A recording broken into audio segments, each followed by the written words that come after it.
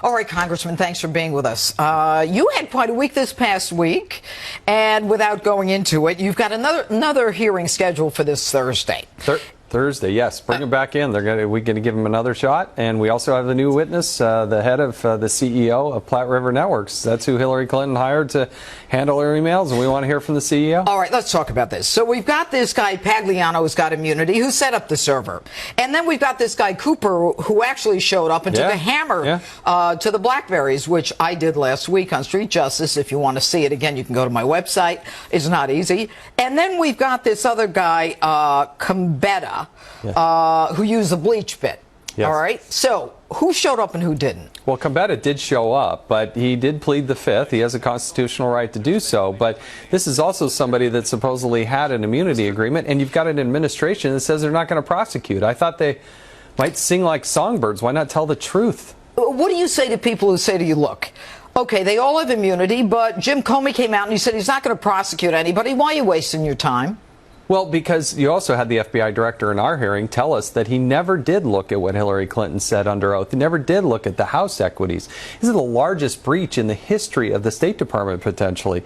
These are federal records that if they got out into the wrong people's hands could have people killed. I mean, this is really highly classified, sensitive stuff. All right. So they say, now you say you want the unredacted 302s. Remember those, for the viewers, those 302s that the head of the FBI dropped on the Friday before Labor Day in the interest of transparency. So now you want the whole record. What are you going to get from that? These 302s are the interview notes. These are unclassified documents. What the FBI did, and we appreciate this, is they released a portion of them. But why not release all of them? They won't let Congress see all of them, and they won't let the public see all of them. And they're unclassified. That's what drives me nuts about them. All right. You are a co-equal branch of government. Supposedly. It's allegedly, yes, supposedly. According to the Constitution. Yeah.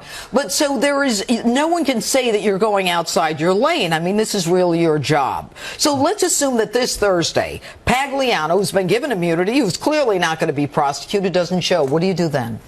Well, then you can go through a process. We can look at all the different options. We're bending over backwards. We're doing something you probably wouldn't have done in your court. I know you would never have done this in your court. No. But they don't give us handcuffs. We don't do the prosecution. And I'm just a purist, and I believe that they should actually show up. If he wants to plead the Fifth, he can plead the Fifth. But we've got to give him that opportunity. Okay, but he didn't. He already didn't once. So he doesn't. Let's say he doesn't on Thursday. So then you go to a federal judge, and you say to the federal judge, I want you to hold him in contempt of Congress, and for which he can face jail, correct? That is one of the options. It has to go through a vote in our committee, has to go through a vote on the floor of the House, and then it gets passed to this administration. This is a no-brainer. The guy got a subpoena. He was duly served. He didn't show up. He was thumbing his nose at you. This is an easy issue for me. I just believe subpoenas are not optional. It's not a suggestion. If you're issued a subpoena, you must appear. All right. What about this guy who took a hammer to the BlackBerries? That's a destruction of evidence, obstruction of justice.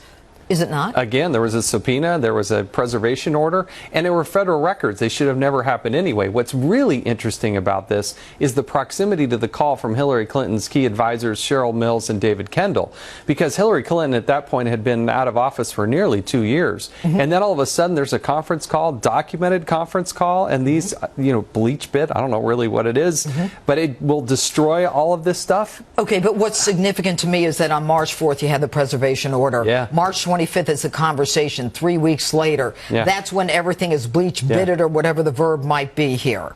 And to me, that is not only the destruction of evidence, it's an obstruction of justice as far as I'm concerned. But in addition to that, they were told at Platte River to use the attorney-client privilege. Am I correct? I read that in the 302. It seems odd, doesn't it? Because it doesn't seem odd. It seems corrupt. I'm not aware of any attorney, IT privilege here. Nobody believes that these underlying IT people were actually the ones to pull the trigger. They destroyed the stuff, but who told them to do it? I'm not aware of any IT person who just wakes up one morning and says, hey, you know what? Let's go destroy some stuff. I've tried murder cases and gotten convictions on less evidence. It's called circumstantial evidence. There's a preservation order. Then there is a phone call from the Hillary's people, and then these people are told use the attorney-client privilege, which is sacrosanct, which you can't break, and then they destroy the records. But I digress.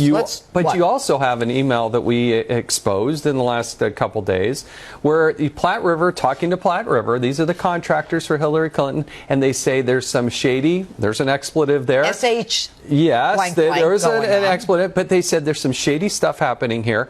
Let's insert into the old emails a fictitious email to basically cover their tracks.